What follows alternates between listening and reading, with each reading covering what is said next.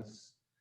So we'll be, once this is done, probably in the next week or two, we will post this recording on our website. So if you think this might benefit anybody, or you want to refer to it again, this will be on our website in the next couple of weeks. And also during this presentation, if you have any questions, please feel free to answer them or ask them. We'll try and answer them after this presentation or during.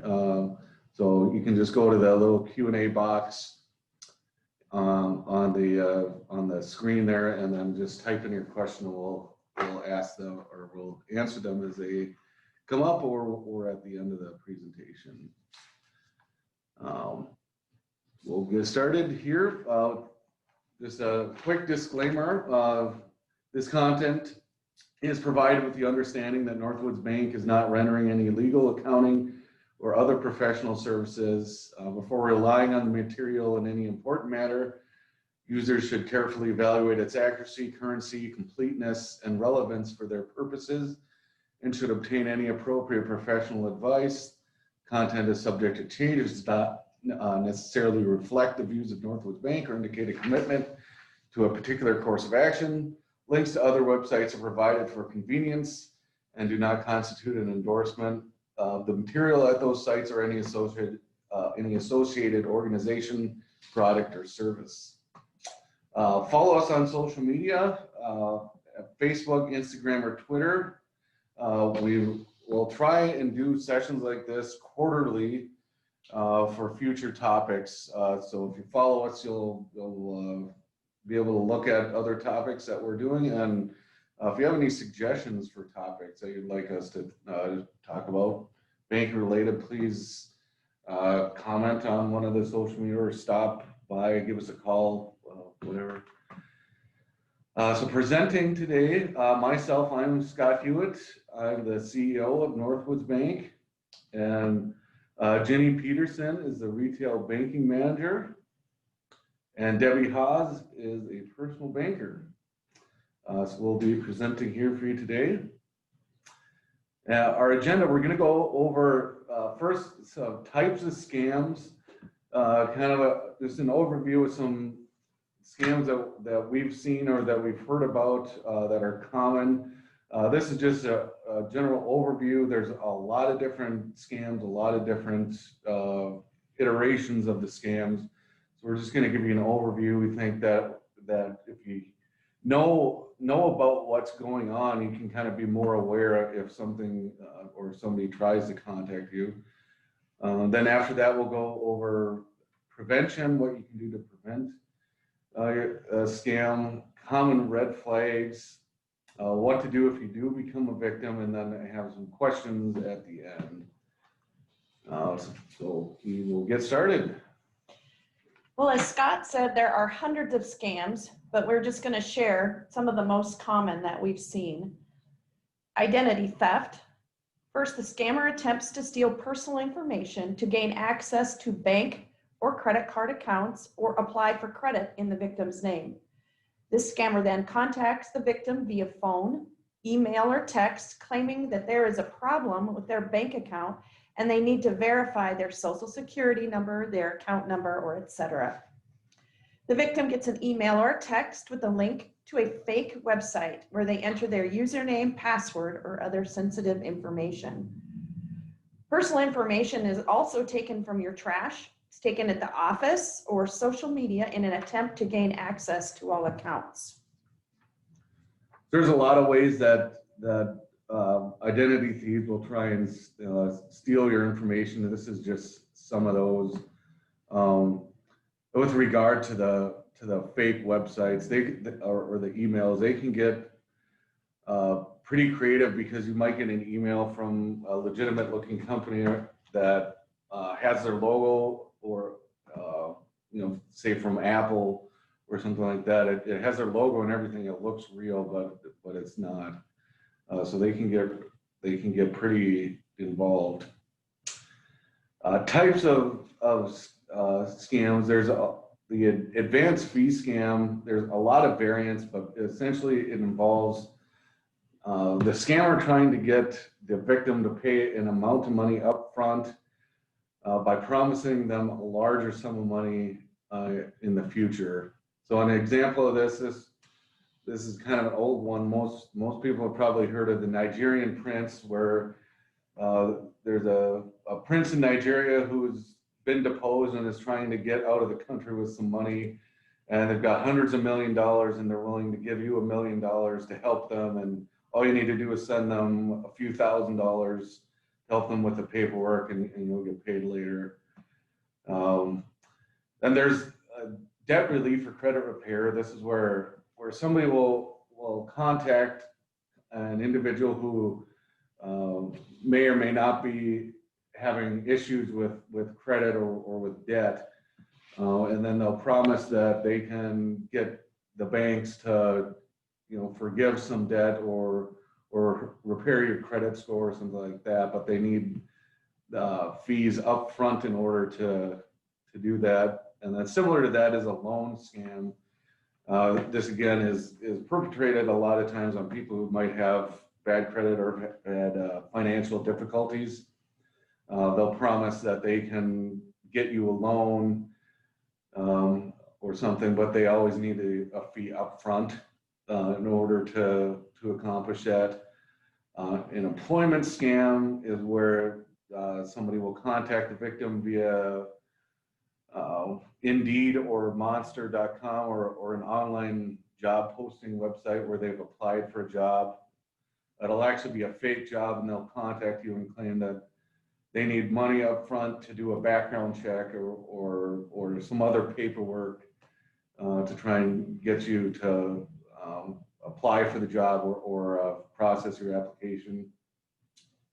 There are travel scams where a scammer will call the victim and claim that they can get them some discounts on travel or a similar product, discounts or special rates or something like that. But they'll again need to be paid up front in order to get this benefit. Car warranty scams, I'm sure people have gotten a lot of these phone calls saying that your car warranty has expired. And this is just robocalls where they call thousands and thousands of numbers.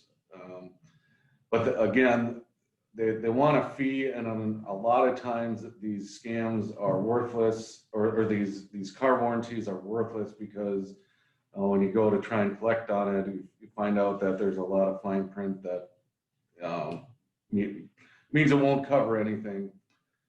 And there's the lottery scams, which we'll go into a little bit more detail on that, but that essentially is that they claim that you've won a lottery or something similar, and they need a fee up front in order to process that. And then with the COVID-19 pandemic that's been going on since February and March, we've been seeing a rise in COVID-19 related scams. And there's a lot of iterations of this, but for the advanced fee scam, this is one where somebody will call and claim that they have a cure, that they have treatments, that they have tests. But again, the kind of commonality is that they need they need to be paid up front for a service that they claim that they will do in the future. The lottery scam is one that we'll talk about a little bit more here, because this is one that we've been seeing in our area. The scammer contacts the victim and tells them they have won a sweepstakes or foreign lottery. For instance, Publishers Clearinghouse, for example. They typically claim to be lawyers, custom officials, or lottery representatives. Scammers may even have the victim go directly to the website, show a picture of an employee and the company, and claim to be that person.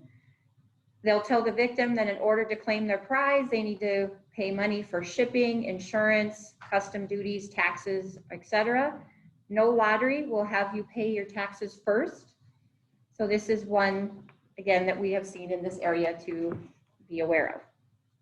This, again, is something that it's ongoing too. So if, you know, they'll may claim at first that you've won $1 million, but you need to pay $100. And then once you pay that, there's always going to be more issues. So then, a week later, something happened. Now it's $1,000, and then so on and so forth. Okay. The next are Social Security scams.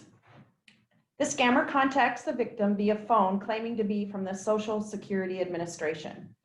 They claim that the Social Security number has been suspended because of suspicious activity or there is some other issue with their Social Security number. They then ask the victim to confirm their Social Security number or claim they need to take money out of their bank account and store it on gift cards for safekeeping. Well, the first red flag in that is Social Security Administration is not going to call you and ask for your number. They're certainly not going to ask for your bank account, and they would never ask for gift cards for safekeeping of your bank money. The first thing you should do with that is you should ask them to tell you what info they have on file, and you will then tell them if it's correct. That's just a safeguard way without releasing your personal information to them. Then there's the IRS scam. This is the one where a scammer will contact the victim, and they'll claim that they're an agent of the IRS or that they're a law enforcement officer, something similar to that. They're told that they owe money for back taxes, and that a warrant has been issued for the arrest, or actually that the authorities may be on their way to arrest them right now. And they're told that in order to avoid that, they can pay the monies to get the taxes cleared up, and then they won't be arrested. This obviously, it can be frightening if you get a phone call saying that the police are on their way to arrest you, but that they're playing on people's fear to try and get them to do something that they normally wouldn't do. And again, the IRS is not going to call you. The first contact, if you do have back taxes, they're going to contact you several times before they issue a warrant or anything like that. And in most cases, they would never issue a warrant or have somebody come and arrest you for back taxes. So again, that's they're playing on fear and a sense of urgency in that this is happening right now. So you need to do something right now to make sure that you don't get arrested. Another form is the tech support scams. The scammer contacts the victim via phone, email, or text claiming to be tech support from a well-known company such as Apple, Google, Amazon, etc., or they use an internet pop-up message. The scammer or pop-up claim to have detected viruses, malware, or other suspicious activity on the victim's computer. They convince the victim to give them remote access to their computer. They then install a virus and charge the victim to remove it, or convince them to pay money for unnecessary services or use their access to steal personal information from their computers. So this is one where you might get an email from Apple saying that your iTunes account has been suspended, or from Amazon saying that your account is going to be suspended. And it looks like it's from Apple because they've got the logo, or it looks like it's from Amazon. But what they're trying to get you to do is click on a link so that they can either get you to somebody who's gonna sell you an unnecessary product, or actually infect your computer with malware. And the other one is you might get an internet pop-up saying that the virus has been detected, and you need to click this to stop it or to download something. And it's all trying to get access to your computer. So the next type of scam is the refund scam. The scammer contacts the victim claiming to represent a well-known company. They then inform the victim that they are entitled to a refund for services that they were overcharged for. They'll ask for bank account information in order to gain access to the person's accounts. They also send a refund check that was accidentally written for too much money. This is the one that we see here in the bank most often, is a refund check, and they receive a call telling them to please call back, and we gave you too much money. We'll send you a FedEx package. You just write us a check for the amount. And again, like this says, they ask the victim to deposit the check, they'll send the difference, often in the form of gift cards, prepaid cards, or etc. And you're going to hear throughout this presentation the gift cards. That is such a red flag for us, because no government entity or no legitimate business is going to ask for a gift card, but these scammers, that is how they like to get paid. Potentially it is untraceable. The check they sent will eventually be returned as fraudulent, but then the funds will have left the victim's account. And this may be part of the previous tech support scam as well. So kind of the way it relates to the tech support scam is that if part of that scam was selling you unnecessary or fraudulent services, they may claim that they overpaid you or they overcharged you for that, and try and do the refund scam that way. There's the overpayment scam. And this is one where they target people selling items through Craigslist, eBay, etc. And they agree to purchase an item for a specified amount, but there's always a reason that they need to write a check for more than the purchase price. So they ask them to send back the difference. And, you know, it might be if you agree to sell it for $1,000, they give you a check for $200, and then they ask you to send them back the $200. And usually it's through a wire transfer or gift card.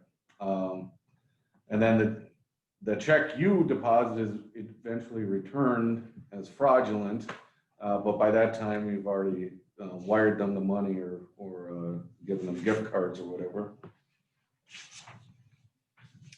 The grandparent scam, that's where a young person contacts a victim claiming to be their grandchild. They tell their grandparent that they have been arrested or are in some other trouble, and they need to send money to bail them out of jail, pay a fine, or otherwise get them out of trouble. So this is another one where they will contact somebody, and when they answer, they'll say, "Grandpa," and then the person answering might say, "Is this John?" And they'll say, "Yes, this is John." And of course, they're just waiting for the person on the other end to try and guess who they are, because they're going to claim that's who they are. And again, this is one where they're using a sense of fear. You know, any grandparent would want to help out their grandchild if they're in trouble, but they're kind of using that against the victim in order to steal their money. So our next type is the romance scam, and we just want to remind everyone that this scam can affect people of all ages. We've seen victims in their late teens and just multiple ages fall for this scam. The scammer creates a fake profile or profiles on dating or social media websites in an attempt to meet potential victims.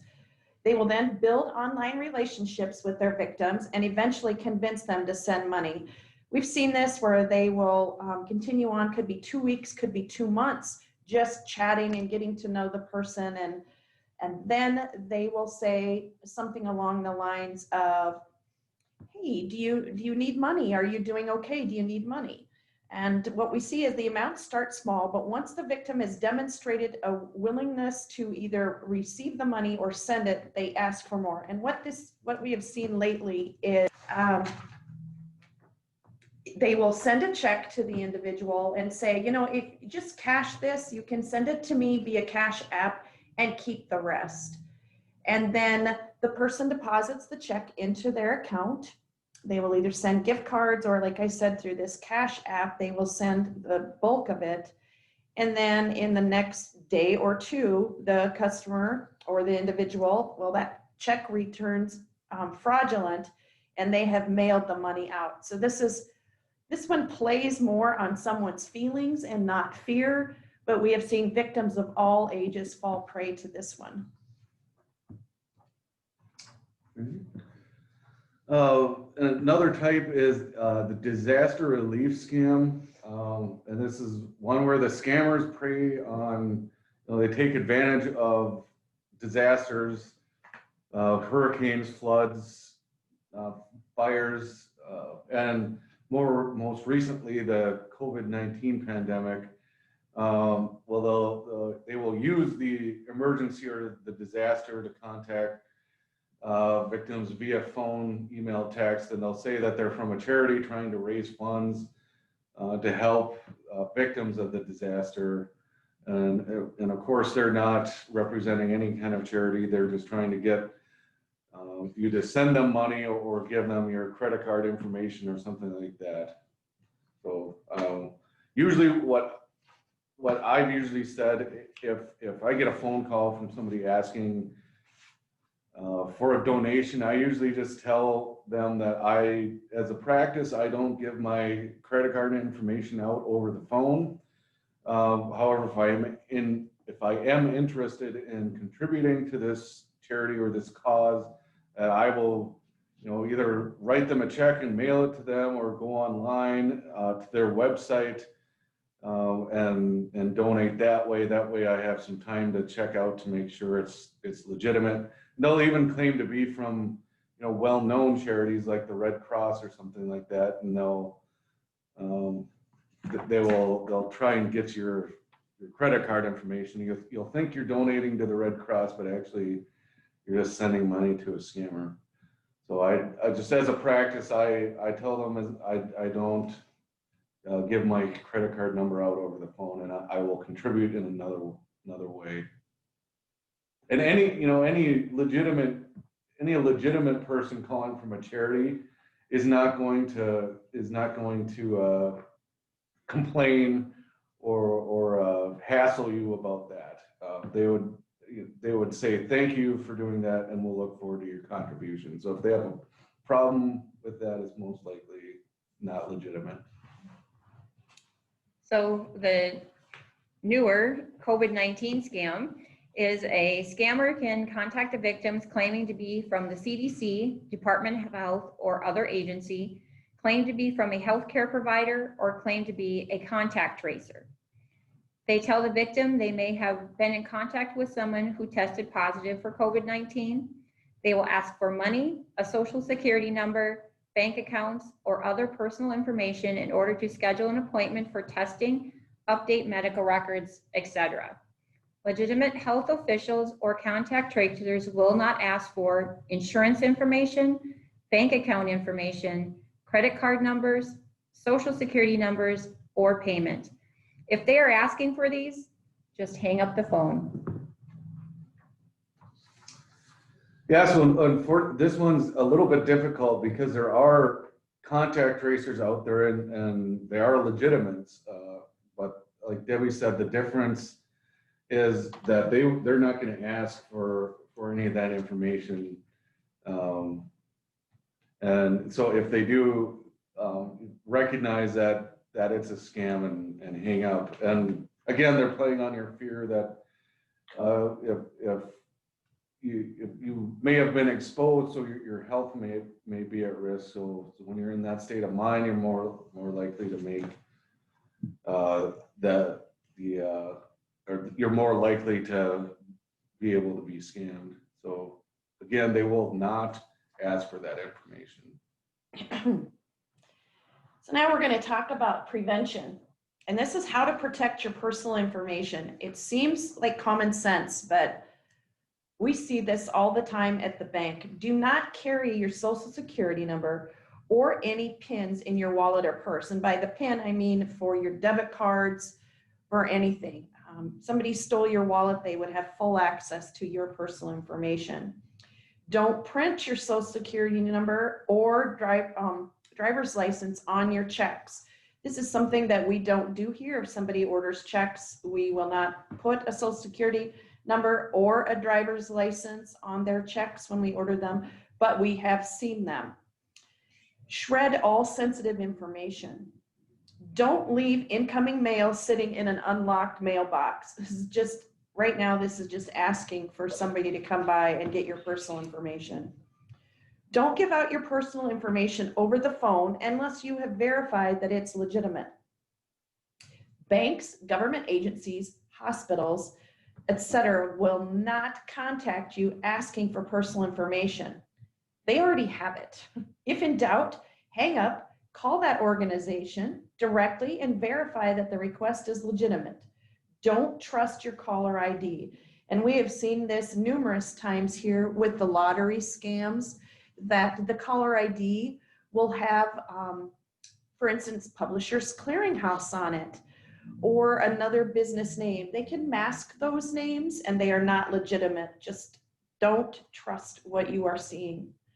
But be sure you trust the source of an email before clicking on a link or opening an attachment. Email addresses and links can be formatted to appear as if they are from or to legitimate companies and websites. We're going to show you a few ways to really be careful with that.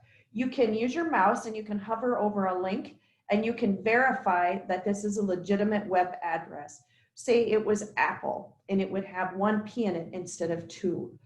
Verify the domain of the email address. Be very cautious with long domain names. If it doesn't look right and you get a feeling that something is odd, go directly to their website without following the link. And if in doubt, email or call the organization directly to see if they are trying to contact you. And that's, again, if you're calling or emailing, you can look up their information online or in the phone book or another way. So you wouldn't want to call the number back that called you or reply to the email. You can get the contact information from a third party you trust, like a Google search or their website or the phone book or something like that. I'm gonna share my other screen here. Just show you what we're talking about with mousing over a link. So if you look at the very bottom part, I'll show you where to look here. So if you look down here where I'm circling,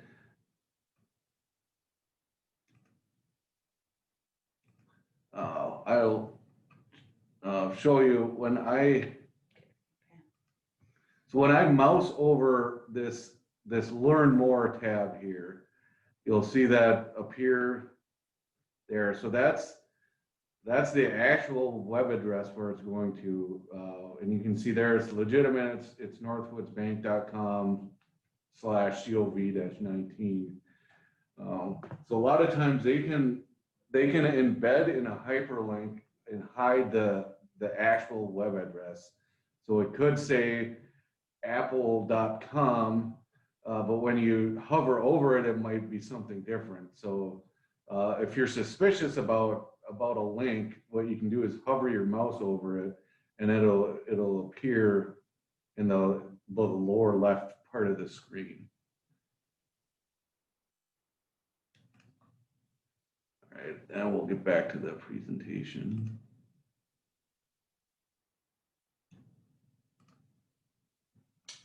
And then for emails, this is just a screenshot of my iPhone. So I just opened up an email I got from Amazon. So what we mean by the domain name is after that @ sign. So this is autoconfirm@amazon.com. And again, they can mask an email address to make it look like it's coming from Amazon.com. But in this case, if on the iPhone, if you click on the email address, it'll pull up the information. And I believe on a PC, you can right click I'm not sure about Android phones.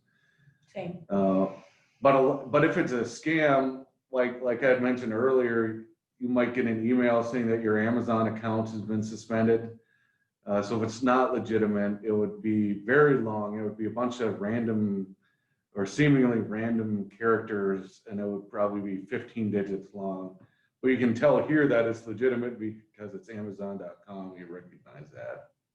And in the last few days, I will say that I've been, I've been receiving text messages telling me to contact the United States Post Office because they're holding a package for me.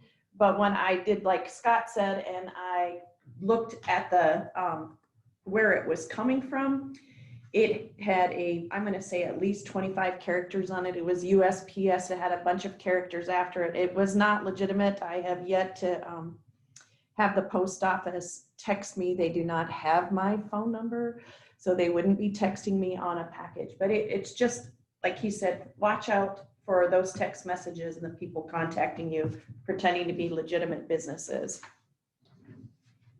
I don't know, I got one a while back.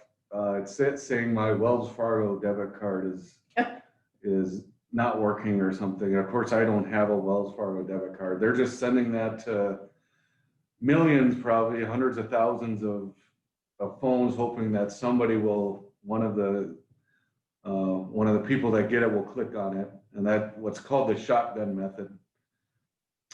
So other prevention tips: monitor your bills, bank accounts, and credit report to make sure that nothing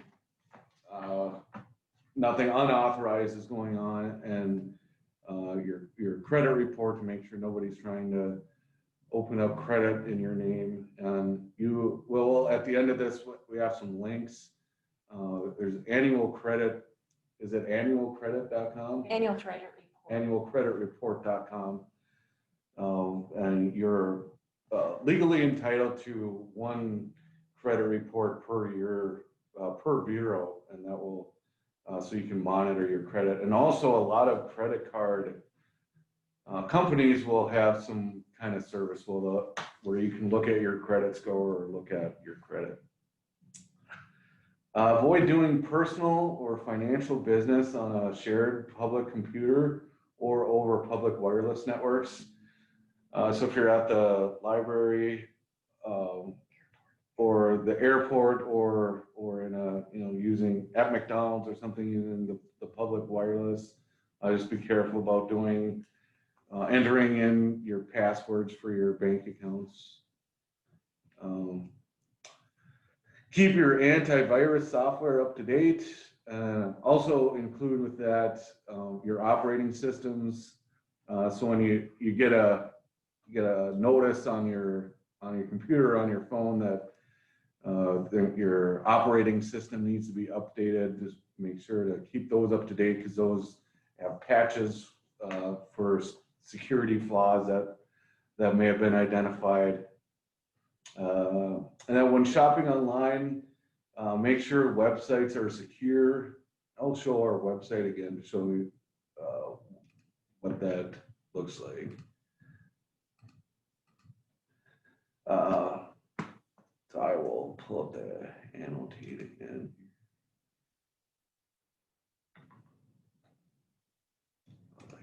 So up here where I circled, there's you can see the HTTPS. So with the HTTPS, it means it's a secure website. And there's a lot there. It's on the right-hand side. Oh, and then so there's the HTTPS, which means it's secure. If it's not a secure website, it'll say just HTTP.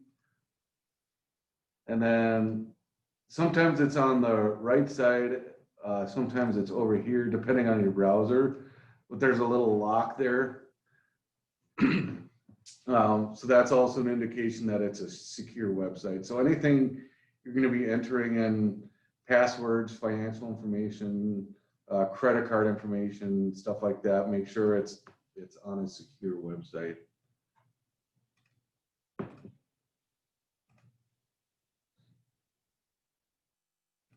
And I'll go back to the presentation.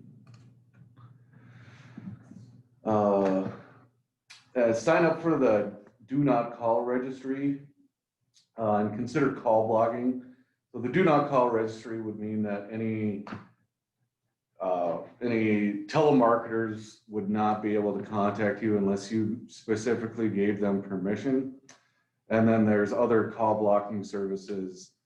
I believe there's apps on your phone that you'd be able to download, or other services that try and determine if something is a scam or likely to be a scam, and will either block the call completely, or you might get an alert from a phone number. It might say scam alert. So some phones have it, some of the wireless carriers have it. And then for the do not call registry, if you are on the do not call registry, it is against the law for a company to call you. So if they're calling you, they're breaking the law. Use strong passwords and change them regularly. You recommend, in terms of changing, probably every 90 to 180 days, so 3 to 6 months. Don't use 1, 2, 3, 4, or don't use password. Don't use your birthday, because people can find that. Don't use the same password for multiple sites. Usually want to see something that's alphanumeric with both numbers and letters and symbols. Use trusted third-party sources to verify if a business or charity is legitimate. So we'll have some links. You can pull up the Better Business Bureau, bbb.org, to verify if a business is legitimate. And then there's a resource on the FTC website where you can get some information on if a charity is legitimate. And then always don't be afraid to hang up if something feels suspicious. So if they're being pushy or it just feels wrong, a lot of times your gut instincts are right, and there's a reason it feels wrong is because it is. So don't be afraid. Don't be afraid to be impolite. So if it feels wrong, just hang up or don't respond to the email. And then if it is legitimate, they'll figure out another way to get a hold of you.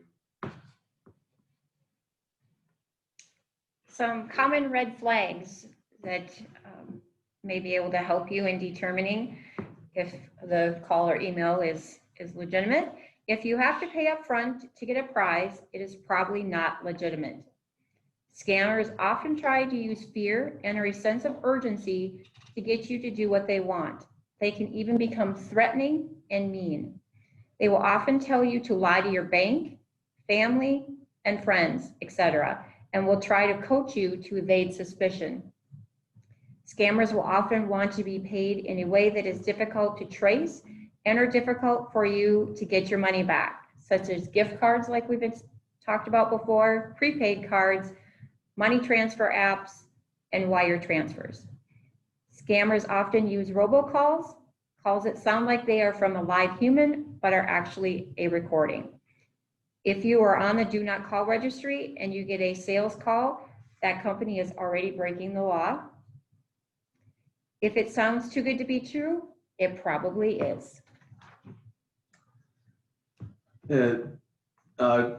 Just to expand on some of these, they'll try and use fear. We've mentioned this before, but fear or a sense of urgency, and they can be very persuasive. So it does sound legitimate.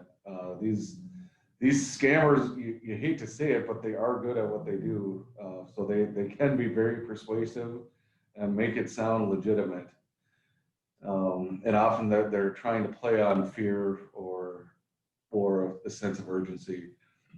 And the kind of commonality is that they'll try and get you to lie to your bank because, or bank, family, friends, etc., because they know that we recognize when things are suspicious. So if somebody's coming in and they're doing something that's outside of what they normally would do, we might get suspicious. So they will tell you some stories to tell the bank, or they might tell you to go around and buy gift cards at 5 different places. So go to Walmart and buy gift cards, and then go to Walgreens, etc. So I think that's a big red flag. If they're telling you to lie to your bank about why you're withdrawing the money, or why you want to send the wire, or anything like that, or telling you what to tell your family, that's a lie. If they're telling you to lie, it's probably a scam.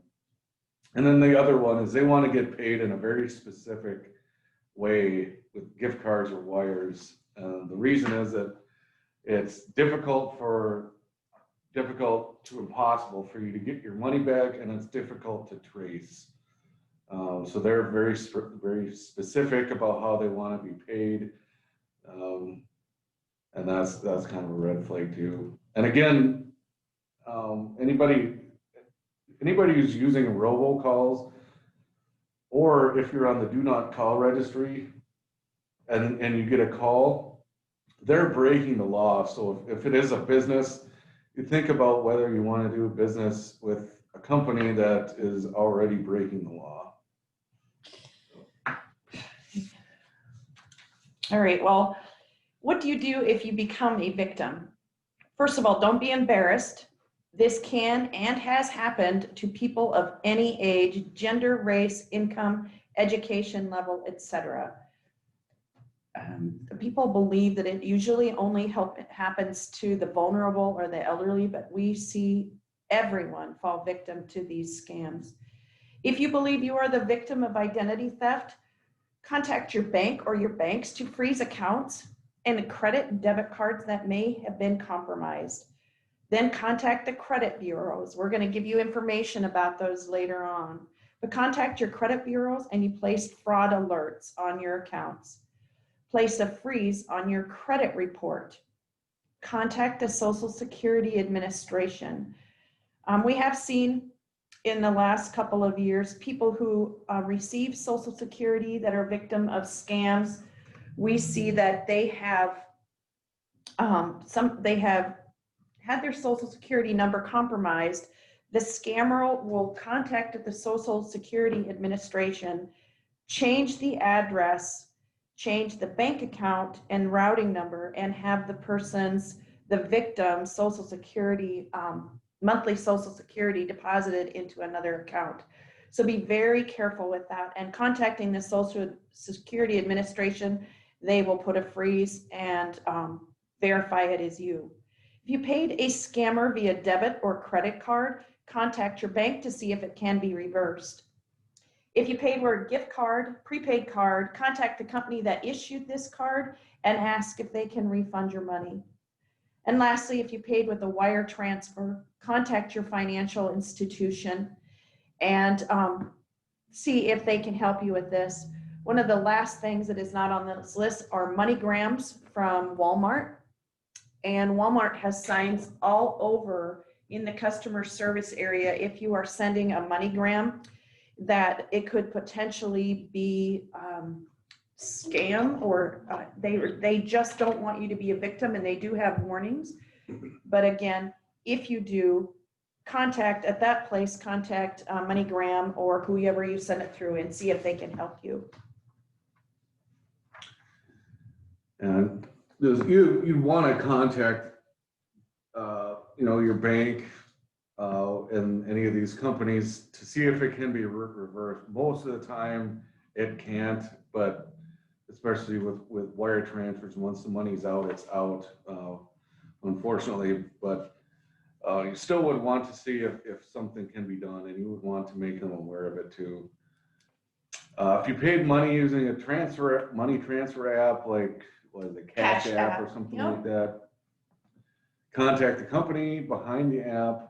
And if it's linked to a credit or debit card, contact the bank first. If you gave a scammer remote access to your computer, update your security software, run a scan and delete any malware. And then if you believe your password, username and password have been compromised, change that. And if you use the same one for multiple accounts, like for your email or for Amazon or other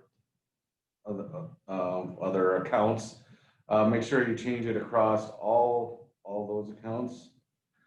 And if someone offers help in recovering lost money, it's most likely a scam.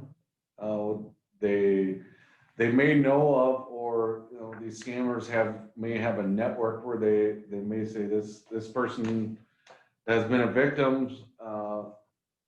So they might be somebody who might be convinced to fall for this one too. So that if somebody's offering help in recovering the lost money, is almost impossible to recover. So don't give them any more money or personal information. It's most likely a scam. And then report it to local law enforcement. That's where you would start. They'll give you advice on where else. They might have you contact somebody with the state of Minnesota or with the FBI or other national agencies. The key is to report it, because I think, as Jenny said, a lot of times people feel ashamed or embarrassed. So these go underreported, these scams. So from a law enforcement and a policy perspective, if they're working with underreported data, it looks like the problem is not as bad as it is, but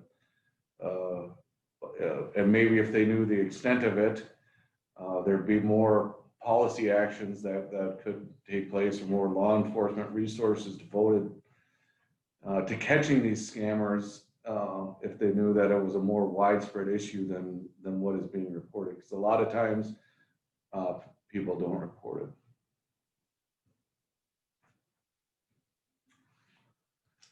All right, it's about 10:50, so we left some time for questions. If anybody has a question, please feel free to ask it. You can either ask in the Q&A box, or there's also a chat feature. Either one, you can ask a question if you have any.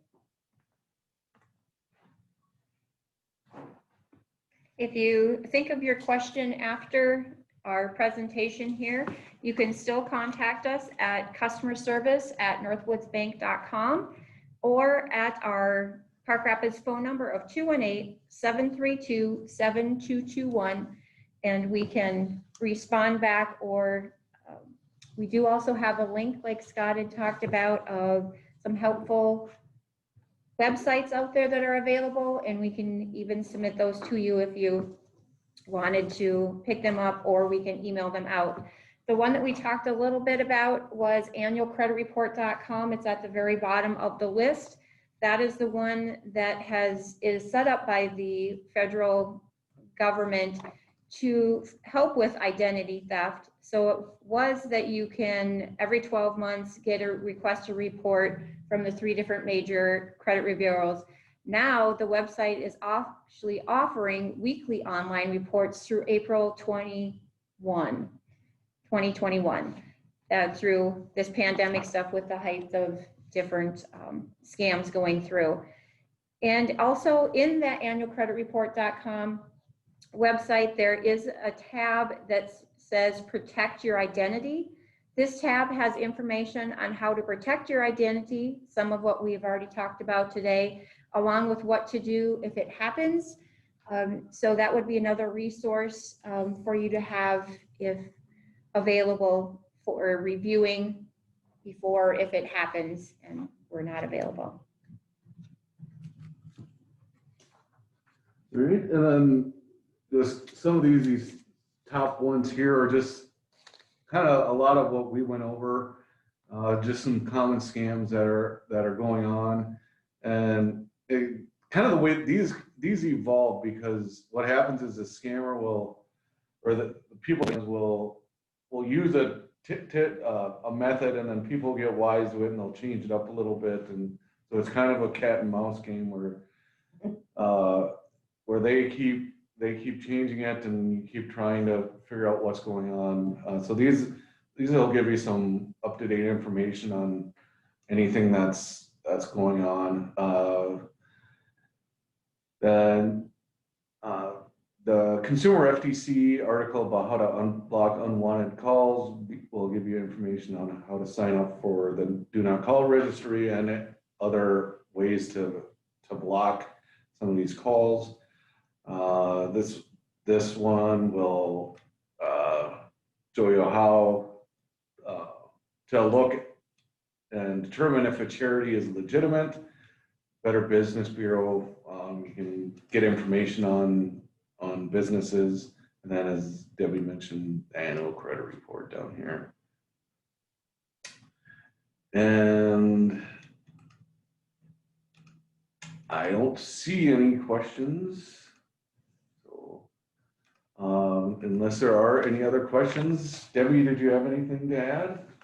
I don't think so. All right. Jenny? I think the only thing I just want to remind everyone is, especially if you're watching because you either work with vulnerable people, or if you're thinking maybe your parents or anything, just please, this can happen to anyone. We don't ever want to forget this could happen to anyone, but if you keep aware, following these websites, going for information, watching webinars like this, if you just keep up on things, it will protect you. But here at Northwoods Bank, we really care about the people in our community, and we really want to be a resource. So if you have any questions, please contact us at that customer service at Northwoods Bank. We would love to be able to help you in any way. All right. Well, thank you for coming. And again, this will be on our website in the next couple of weeks. So if you thought this was beneficial and you think somebody else would benefit from watching it, it'll be up on our website in a week or two. So thank you and have a great day.